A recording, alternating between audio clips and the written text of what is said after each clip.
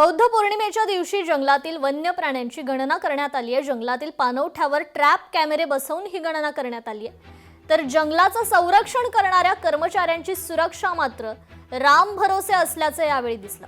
या संदर्भात भोकर तालुक्यातल्या नारावट या गावातील जंगलात जाऊन आढावा घेत कर्मचाऱ्यांशी बातचीत केली आहे आमचे लोकशाही मराठीचे प्रतिनिधी कमलाकर बिरादार यांनी।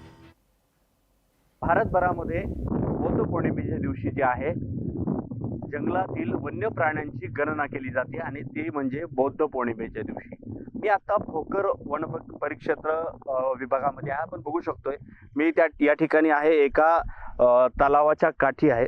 हा नैसर्गिक तलाव आहे। या ठिकाणी जंगलातील सर्व प्राणी पाणी पिण्यासाठी येतात आणि ते जेव्हा पाणी प्यायला येतात त्यावेळेला त्यांची गणना ही बौद्ध पौर्णिमेच्या दिवशीच केली जाते, कारण उजेड हा मोठ्या प्रमाणात आपल्याला पाहायला मिळतोय। आणि हे जर बघितलं तर या ठिकाणी हा एक ट्रॅप कॅमेरा आहे। हा कॅमेरा या जवळपास 100 मीटर अंतरापर्यंत या कॅमेऱ्याची रेंज आहे। याच्यामध्ये जो प्राणी समोर येईल तो प्राणी लगेच या कॅमेऱ्यात कॅच केला जातो, त्याचा फोटो काढला जातो। आणि आता सध्या परिस्थिती वन्य प्राणी काय आलेले नाही। आता जेव्हा 24 तासामध्ये कधी पण येऊ शकतात जागेवर इथं पाणी पिण्यासाठी। वन परिक्षेत्र भोकर अंतर्गत मौजे नारवट या ठिकाणी आहोत।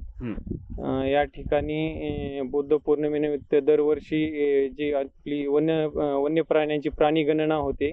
यामध्ये स्थानिकला आपले जे काही वन्य प्राणी आहेत यामध्ये बिबट, नीलगाय, त्यानंतर मोर, ससे, हरिण असे विविध प्रकारचे प्राणी भरपूर आहेत। ते 24 तासामध्ये एखाद्या वेळेस तरी पाण्यासाठी पाणवठ्यावर येत असतात आणि बौद्ध पौर्णिमेला चंद्राचा प्रकाश जास्तीचा असल्यामुळे ते आपल्याला स्पष्ट दिसतात।